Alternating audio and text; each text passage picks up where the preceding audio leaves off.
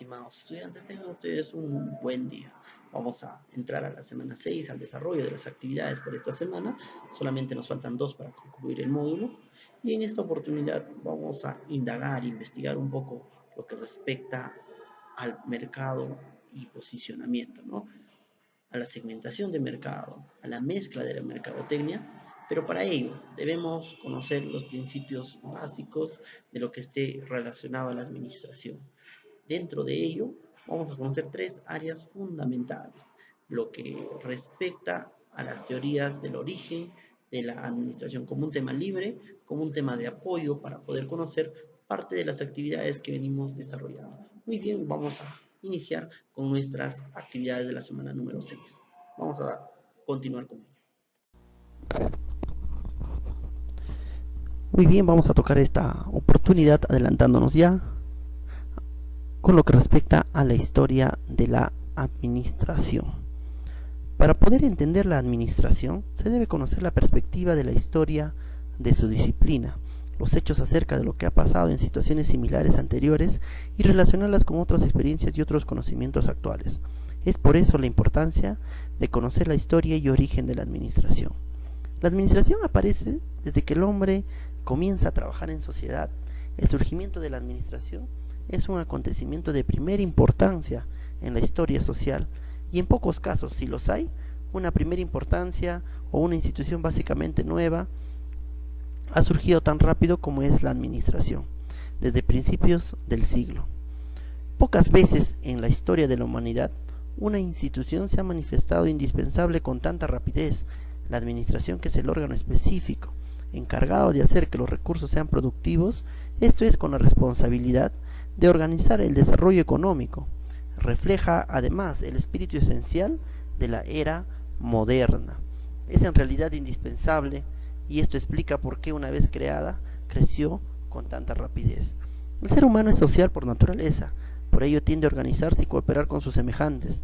La historia de la humanidad puede describirse a través del desarrollo de las organizaciones sociales, partiendo en la época prehispánica por las tribus nómadas, donde comienza el tema de la organización, para que ellos recolecten las frutas, la caza de animales y después, con el descubrimiento de la agricultura, da paso a la creación de las pequeñas comunidades. Si pudiéramos revisar toda la historia de la humanidad, encontraríamos que los pueblos antiguos trabajaron unidos en organizaciones formales. Ejemplo pueden estar los ejércitos griegos y los romanos, la Iglesia Católica Romana, la Compañía de las Indias Orientales, entre otras. También las personas han escrito sobre cómo lograr que las organizaciones sean eficaces y eficientes mucho antes de que el término administración hubiera aparecido o se hubiera definido como en la actualidad.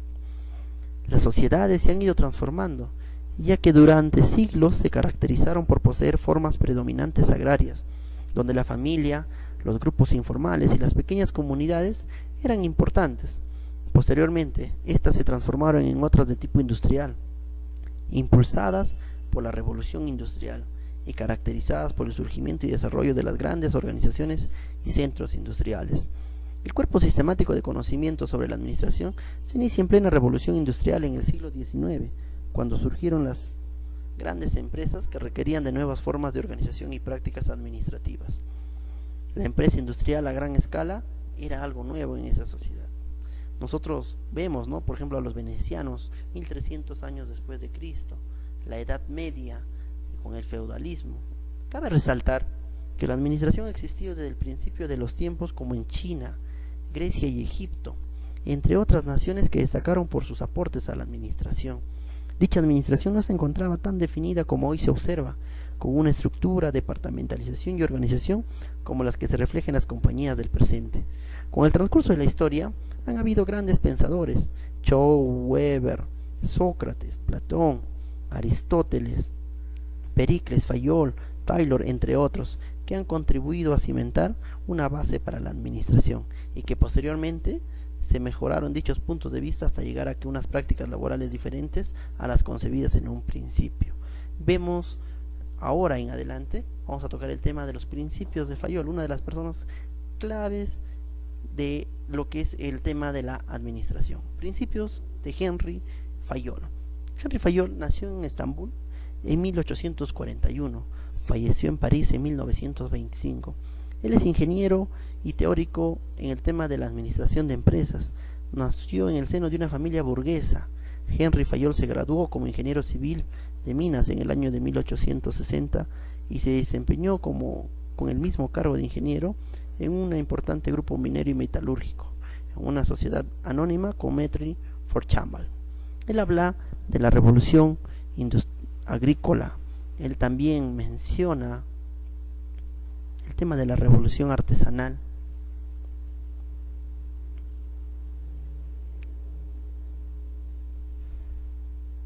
La revolución industrial y la post-industrial, ¿no? Son temas fundamentales que actualmente ya vemos. La revolución de la informática y del conocimiento, revolución de la información y del conocimiento.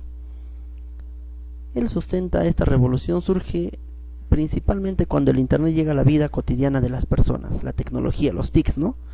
Henry Fayol sustenta ello porque él ha vivido las consecuencias de la revolución industrial, porque él formaba parte de esa empresa, ¿no?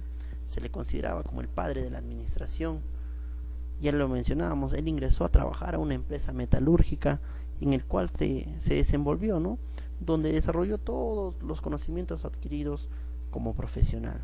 A sus 25 años, él fue nombrado gerente de la mina y poco más de los 47 años ya era considerado el gerente general de dicha empresa,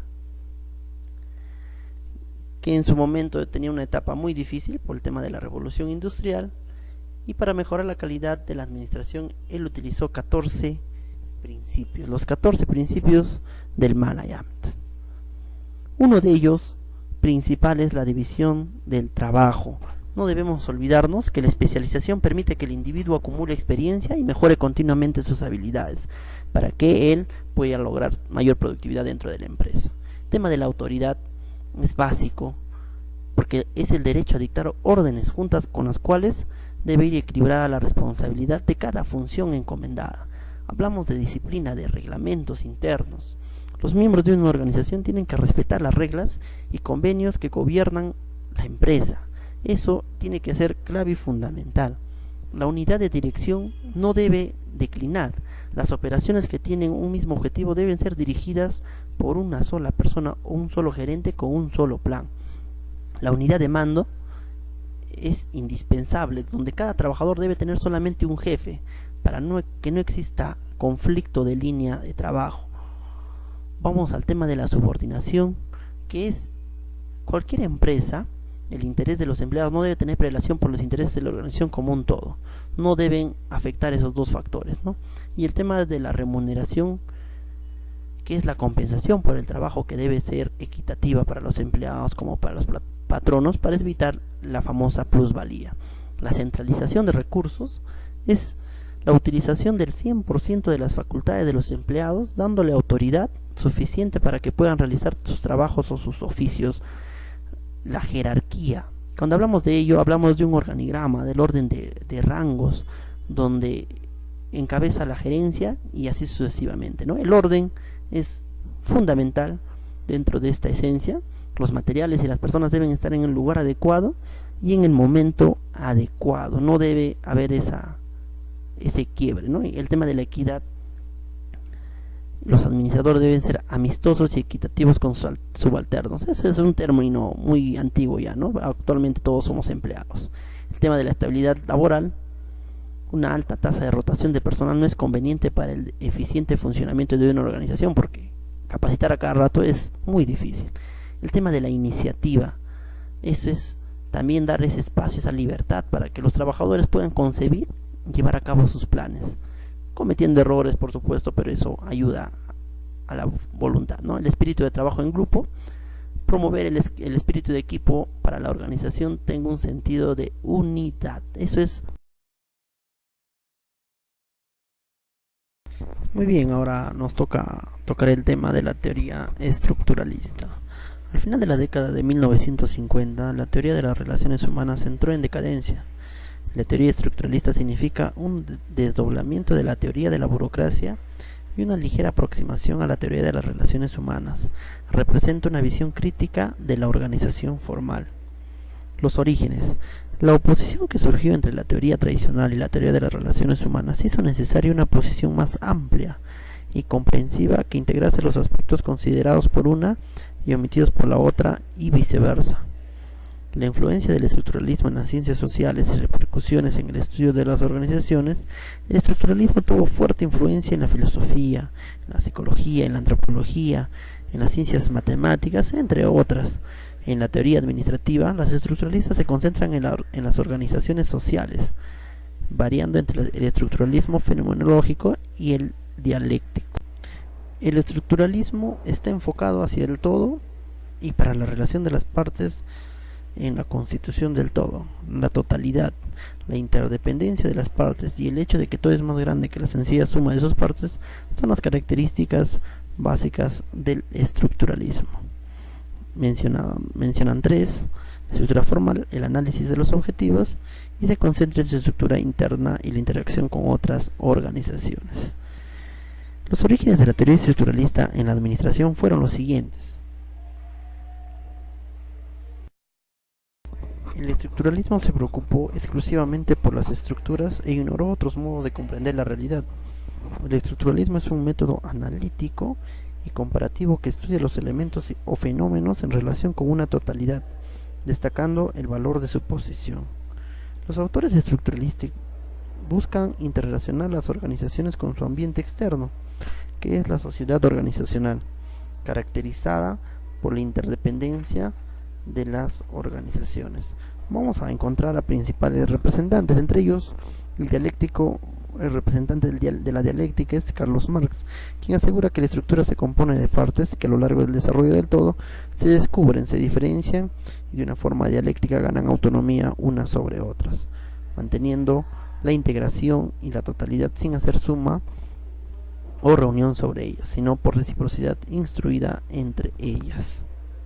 También habla Max Weber, un fenomenólogo. La estructura es un conjunto que se constituye, se organiza y se altera, y sus elementos tienen una cierta función bajo una cierta relación, lo que impide que el tiempo ideal de la estructura retrate fiel e íntegramente la diversidad y la variación del fenómeno real.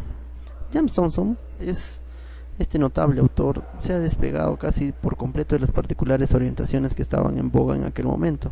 Su perspectiva respecto al perfil que adoptan las organizaciones eficientes se diferencia por completo de las ideas de Chester Barman, como así también el enfoque cognitivo, que es el privilegiado por James March y Herbert Simon. Es notable que además se distingue el enfoque de dos opciones a que hacen mención Burns y Stalker en 1961, y que despliega con precisión Thomas Burns al referirse a las nuevas formas. Las organizaciones pasaron por un proceso de desarrollo a lo largo de 4 etapas, que son la etapa de la naturaleza, como etapa inicial en la cual los factores naturales, o sea los elementos de la naturaleza, constituían la base única de subsistencia de la humanidad. En la etapa 2, la etapa del trabajo, que nace a partir de la naturaleza, surge un factor perturbador, que inicia una verdadera revolución en el desarrollo de la humanidad. El trabajo, condiciona las formas de organización de la sociedad. La etapa 3 habla de la etapa del capital, en la cual prepondera sobre la naturaleza y el trabajo, transformándose en uno de los factores básicos de toda vida social. Igual pasamos a la cuarta etapa, que es el de la organización, en el cual ya se someten los 3 anteriores, la naturaleza, el trabajo y el capital, para formar y dar luz a la organización. La sociedad ha pasado por varias etapas para alcanzar un alto grado de industrialización. Son las siguientes. Vamos a mencionar 4 de los principales. El universalismo de la Edad Media, caracterizada por la predominancia del espíritu religioso. El liberalismo económico llega a ser el número 2, que también acompaña el tema social en los siglos XVII y XIX, caracterizado por el ablandamiento de la influencia estatal y por el desarrollo del capitalismo. El 3, el socialismo con la llegada del siglo XX, obligando al capitalismo a dirigirse por el camino del máximo desarrollo posible. La actualidad, que se caracteriza por una sociedad de organizaciones.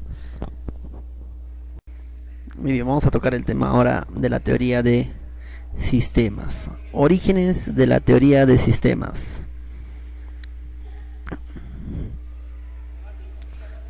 La teoría general del sistema surgió con los trabajos del alemán Ludwig von Bertalanffy, un alemán muy conocido dentro del mundo de los sistemas, ¿no? No busca solucionar problemas o intenta solucionar prácticas, pero sí producir teorías y formulaciones conceptuales que pueden crear condiciones aptas para seguir desarrollando nuestras cosas. Orígenes. Muy bien, siguiendo con el tema del origen de la administración, se fundamenta en 3 premisas básicas. Primero, los sistemas existen dentro de sistemas, cada sistema existe dentro de otro que es aún más grande.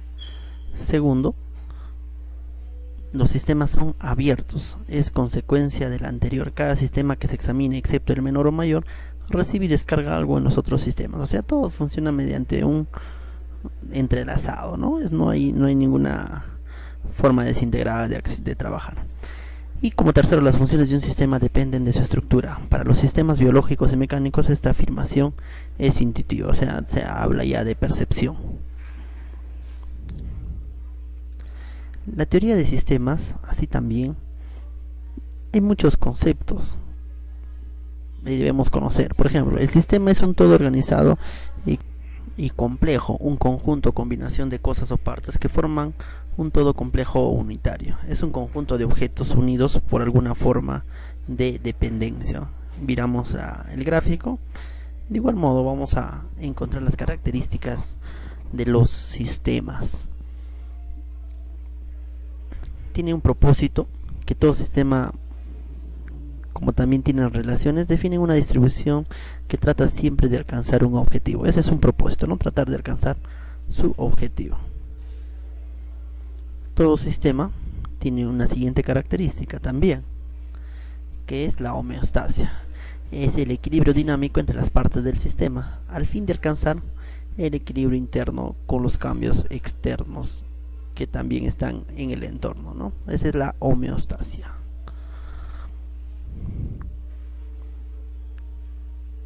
Un tema también, el globalismo. El sistema habla de totalidad. El efecto total se presenta como un ajuste a todo el sistema. Hay una relación de causa y efecto.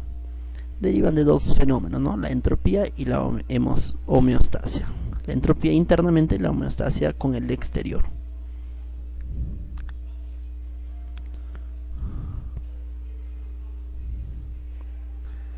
La entropía es la tendencia de los sistemas a desgastarse, a desintegrarse para el relajamiento de los estándares y un aumento de la aleatoriedad. La entropía aumenta con el correr del tiempo.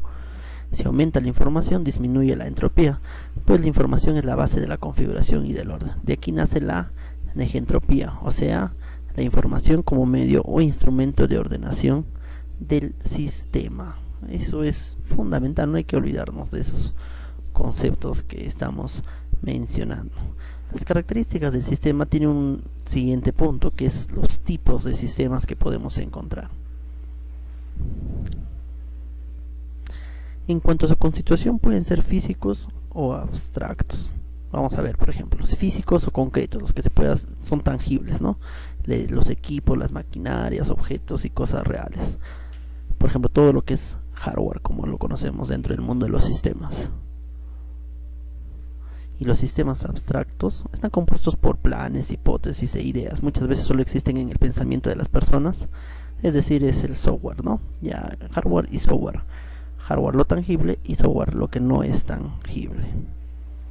En cuanto a su naturaleza, pueden ser cerrados o abiertos. Lo mencionábamos, ¿no? Los sistemas abiertos presentan intercambio con el ambiente a través de entradas y salidas. Intercambian energía y materia con el ambiente. Son adaptivos para sobrevivir. Su estructura es óptima cuando el conjunto de elementos del sistema se organiza aproximándose a una operación adaptiva. La adaptabilidad habla de este tema, ¿no? Ahí vemos en el gráfico.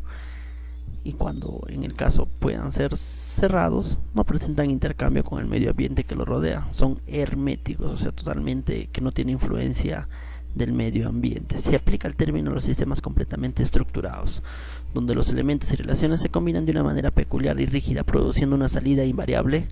Y tal es el caso, por ejemplo, como las máquinas, ¿no? Que siguen un circuito ya estructurado dentro de su funcionamiento.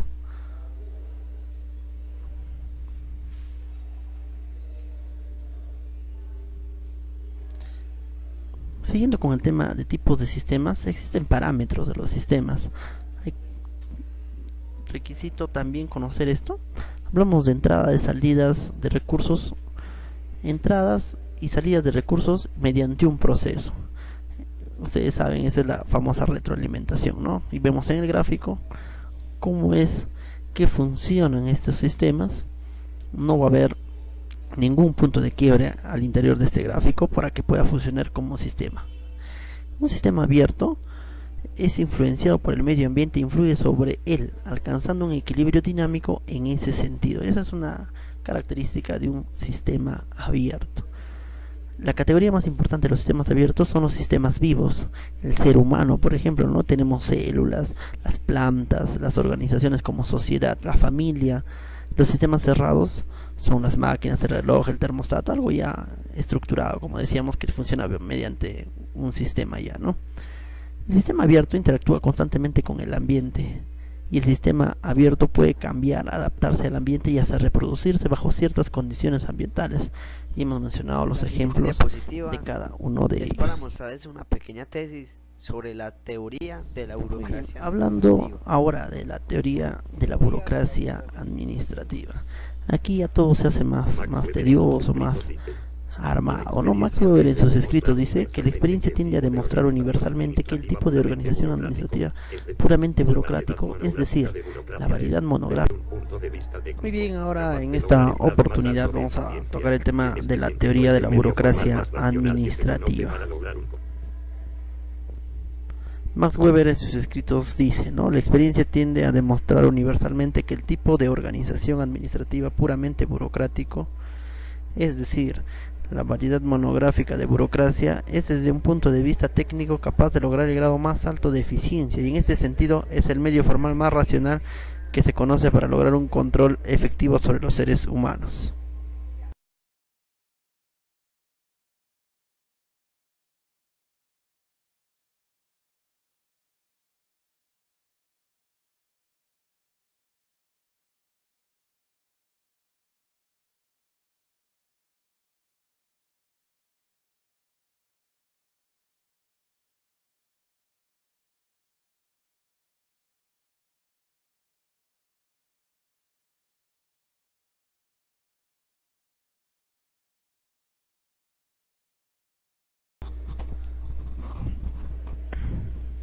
El significado de la burocracia. El origen de la palabra burocracia tiene sus orígenes de las raíces francesas y grecolatinas. La palabra burocracia se deriva de la palabra burocratis o burú, oficina, y karatos, poder. Es decir, abarca un contenido de oficina, un poder a través del escritorio. En la actualidad el término burocracia ha pasado a formar parte del lenguaje común de las empresas públicas, o en todo caso conocido como empresas estatales, ¿no?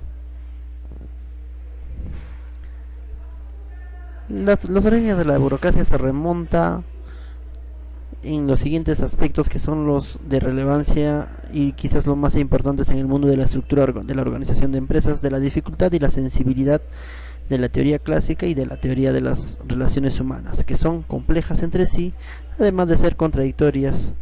No reflejan un contenido esencial y completo del contenido de la organización, dando cavidad a un enfoque más profundo, a un análisis más detallado, a describir las características de las estructuras de los miembros de la organización.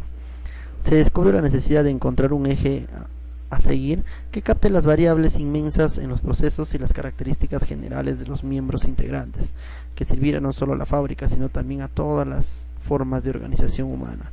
En este sentido vamos a hablar de tipos de sociedad. La sociedad tradicional, en el cual prevalece la familia y el rasgo de la idoneidad únicos en cada grupo familiar. Y la sociedad carismática, ahí se establecen reglas y normas establecidos por un grupo de personas asociadas, también denominadas partidos políticos, ¿no? Las que actualmente conocemos.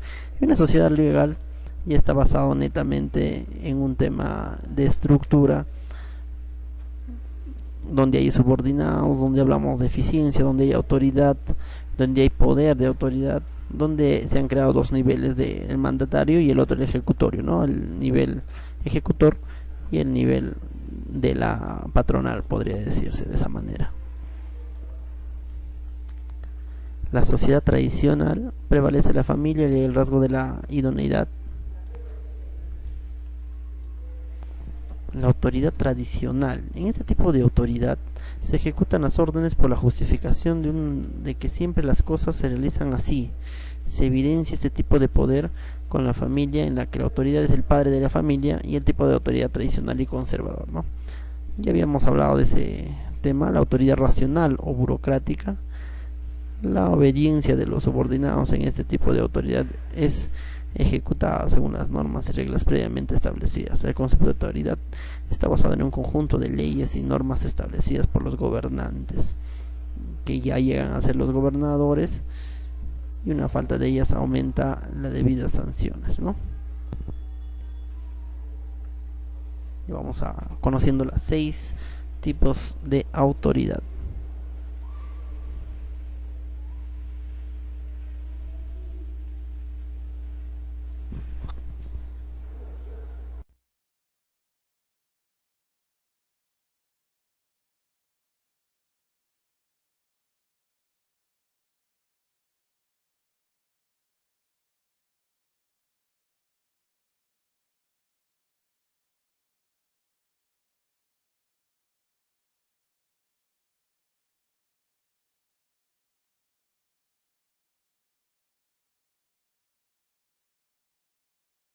Estimados estudiantes, esta semana número 6 ha concluido. La información vertida es parte de los conocimientos previos a los que nosotros debemos alcanzar. Nos va a servir mucho en el tema laboral, en el tema personal, en el tema profesional. Les agradezco por el tiempo brindado. Hasta una nueva oportunidad. La semana 6 ha concluido. Hasta pronto. Éxitos.